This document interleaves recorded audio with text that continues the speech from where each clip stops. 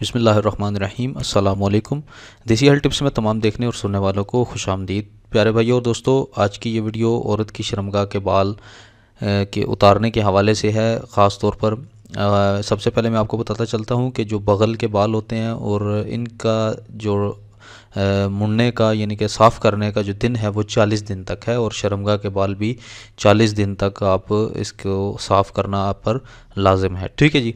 इससे ज़्यादा नहीं होना चाहिए, फिर वो मकरूहात में शामिल हो जाती है। इसके साफ़ करने का हुक्म क्यों है और इसकी क्या वजह है कि इसको साफ़ करने का हुक्म दिया गया है, और इसकी मैं बेसिक रीज़न आपको बताता हूँ। अब देखें कि एक कॉमन रीज़न है, आपके पलकों के आईब्रोज़ के बाल जो हैं ये इनकी एक लिमिट है, ये लिमिट से ज़्यादा नहीं बढ़ते। ठीक है। और इसके अलावा आपकी जो लेग्स के बाल हैं और आर्म्स के बाल हैं, बाजुओं के बाल हैं, इनकी भी एक लिमिट है, ये लिमिट से ज़्यादा नहीं बढ़ते। जो आपके दाढ़ी के बाल हैं, मूंछ के बाल हैं, सर के बाल हैं और ये जो शर्मगाह के बाल हैं, ये बाल ऐसे हैं जिनकी लिमिट नहीं है, ये बढ़ते ही बढ़ते जाते हैं। अगर आप इनको साफ़ नहीं करेंगे तो ये लंबे होते जाएंगे। दाढ़ी के बाल भी, मूंछ के भी, सर के भी, और उसके अलावा शर्मगाह के जो बाल होते हैं ये बढ़ते जाएंगे। ठीक है। इनको इसलिए साफ़ करने का हुक्म दिया गया है कि इनके ऊपर कोई पेशाब वगैरह या कोई गलाज़त वो लग जाती है अक्सर पेशाब करने के दौरान, तो इसलिए इनको पाक करने का हुक्म दिया गया है, इनको साफ़ करने का हुक्म दिया गया है। और हदीस पाक में, जो बुखारी शरीफ में हदीस पाक है, उसमें ये कोट किया गया है कि हदीद का लफ्ज़ इस्तेमाल किया गया। हदीद लोहे को कहते हैं। औरत के लिए हदीद का लफ्ज़ इस्तेमाल किया गया, मर्द के लिए भी, कि लोहे का इस्तेमाल करो। लोहे से यानी कि फिर उस बात से यानी उस हदीस से ये साबित होता है कि लोहा कहाँ पर इस्तेमाल होता है। लाजमी बात है वो ब्लेड है या उस तरह है जो शर्मगाह के ऊपर बालों को साफ़ करने के लिए है। वो भी एक वाक़या है, मतलब थोड़ा सा लेंथी है, वो मैं आपको सुनाना नहीं चाहता क्योंकि बाज़ लोगों को पता है उसके बारे में, तो वीडियो बहुत ज़्यादा लंबी हो जाएगी इस हवाले से।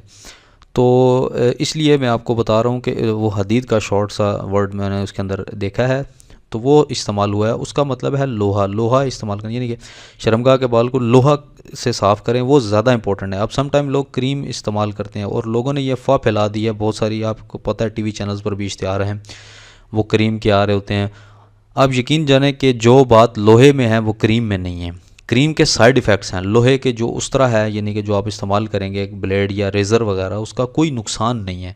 क्रीम का नुकसान है। वो किस तरीके से मैं आपको बताता हूँ। लोहे से अगर आप ख़ुद एक दफ़ा आज़मा लें, एक दफ़ा खुद आज़मा लें, एक दफ़ा लोहे से कर लें, एक दफ़ा आप क्रीम से जो है वो अपने शर्मगाह के बाल उतार कर देख लें, जो सबसे बेहतर रिज़ल्ट होगा वो लोहे का होगा। क्योंकि जो रेज़र होता है ना, वो ना सिर्फ आपके बाल उतारता है बल्कि जो स्किन के ऊपर मैल कुचैल होती है और जो एक्स्ट्रा वो जरासीम वगैरह होते हैं उनको भी साफ़ कर देता है लोहा। क्योंकि वो तेज़ होता है तो वो लोहे से वो हर चीज़ साफ़ हो जाती है, तो वो उसके अंदर दोबारा एक सफ़ेदी सी आ जाती है, वो जगह साफ़ हो जाती है। अक्सर आपने देखा होगा कि आप कटिंग करवाने जाते हैं तो सर के बाल कटिंग करवाने जाते हैं नाई के पास, तो आप ये जो गर्दन पर बाल होते हैं जब आप ये साफ़ कराते हैं, या फिर ये माथे पे अगर आप हल्की लुई होती है या साइड पे जो कान के पास बाल होते हैं ये साफ़ कराते हैं, तो ये जगह वाइट सी हो जाती है। वो किस लिए होती है?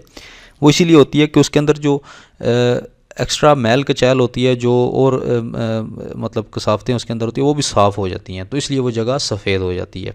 ज़्यादा आम जगह से ज़्यादा वो जगह जहाँ पर उसरा लगा होता है वो सफ़ेद हो जाती है। तो ये बात है, अगर आप क्रीम लगाएंगे तो क्रीम से बहुत ज़्यादा साइड इफ़ेक्ट्स भी होते हैं। जो क्रीम आपके बाल को जला सकती है वो आपकी स्किन को भी डैमेज कर सकती है और नुकसान पहुंचा सकती है, तो ये बहुत ज़्यादा नुकसानदेह है। तो सम टाइम लोग ये कहते हैं कि जो ब्लेड है वो अगर हम यूज़ करेंगे तो उस पर कट पड़ जाएंगे और मतलब नुकसान होता है, खून ब्लीडिंग शुरू हो जाती है। तो भाईजान आप एहतियात से करें तो कोई कुछ भी नहीं होता। सम टाइम जो एक वो ब्लेड मिलते हैं, काफ़ी सेंसिटिव ब्लेड मिलते हैं, वो आपकी स्किन को कुछ भी नहीं करेंगे, स्किन पर वो लगते ही नहीं है, सिर्फ बालों को उतार देते हैं। लेकिन वो ब्लेड बहुत ज़्यादा शार्प होते हैं, बहुत ज़्यादा तेज़ होते हैं, तो वो हल्का सा गलत लग गया तो वो कट डाल देते हैं। लेकिन ये है कि वो स्किन पर आप ज़ोर से अगर गलत तरीके से लगाएंगे तो लाजमी बात है कट डलेगा। तो उनको सर्जिकल ब्लेड्स कहते हैं, जो सर्जरी वगैरह में इस्तेमाल होते हैं। अक्सर डॉक्टर वगैरह ने आपने देखा होगा कि ऑपरेशन के दौरान वो किसी जगह पे बाल हों तो उसको एक ही दफ़ा यूँ घुमाते हैं तो वो सारे बाल उतर जाते हैं। ठीक है। तो ये एक अहमियत है इसकी कि आप ये एक पाकी में शामिल है। तो आप इसको ज़रूर इस पर गौर करें। क्रीम को इस्तेमाल ना करें। क्रीम को इस्तेमाल और भी जगह पर आप कर सकते हैं ख़वातीन, लेकिन शर्मगाह पर आप लोहे का इस्तेमाल यानी कि ब्लेड का इस्तेमाल करें, जो कि अगर आप ये नहीं करेंगे तो सरासर आप जो है वो हदीस के ख़िलाफ़ आपकी ये हरकत जाएगी और ये बिल्कुल बात ये कौल व फ़ेल के ख़िलाफ़ जाएगी कि यानी कि हदीस पाक में लोहे को इस्तेमाल करने का हुक्म दिया गया, लेकिन आप क्रीम इस्तेमाल कर रही हैं तो इसका बहुत ज़्यादा नुकसान हो सकता है। तो इसमें कोई ना कोई रीज़न ज़रूर है। जैसे कि पहली रीज़न तो ये है कि जलन होती है और उसके बाद साइड इफ़ेक्ट्स, कई लोगों को स्किन इन्फेक्शन हो जाता है, उसके बाद दाने निकलने शुरू हो जाते हैं। तो यही रीज़न है प्यारे भाई, आप इसको इस्तेमाल ना करें। अब तो अक्सर मर्द भी ये चीज़ इस्तेमाल करना शुरू कर दिया है उन्होंने भी, तो काफ़ी सारी मुझे वो मेल्स भी आई हैं और कमेंट्स में भी लोगों ने पूछा है। तो ये तरीक़ाकार है। और ज़ेरे नाफ बाल का, सम टाइम लोग ये समझते हैं कि ज़ेरे नाफ बाल जो हैं वो नाफ से नीचे जो भी बाल हैं वो आप मतलब उसको भी साफ़ करें, लेकिन मैंने आपको जैसा कि बताया है कि जितने बाल हैं, बालों की क्वालिटीज़ बताई हैं कि कौन कौन से बाल जल्दी यानी कि बढ़ते हैं और उनकी लिमिट नहीं है। जिस तरह आईब्रो के मैंने बाल आपको बताए हैं, जो कि आईब्रो है यानी कि पलकों के बाल, आपके ये जो पलकों के बाल हैं, टांगों के बाल हैं, बाजुओं के बाल, ये बढ़ते नहीं हैं, ठीक है। और जो इसी तरह जो बढ़ते हैं वो भी मैंने आपको बताया, शर्मगाह के बाल बढ़ते हैं, मूंछ दाढ़ी के और सर के बाल ये बढ़ते चले जाते हैं, इनको आप अगर नहीं काटेंगे। और ज़ेरे नाफ ये बगलों के बाल जो हैं ये भी बढ़ते चले जाएंगे, अगर आप काटेंगे नहीं तो ये बढ़ते चले जाएंगे। तो इसीलिए इनको मुड़ने का हुक्म दिया गया है। और क्रीम से परहेज़ करें, लिहाजा जहाँ क्रीम आपने दूसरी जगह इस्तेमाल करें, कहीं और इस्तेमाल करें, लेकिन शर्मगाह के ऊपर आप ब्लेड से उसकी सफाई करें तो ज़्यादा बेहतर रहेगा।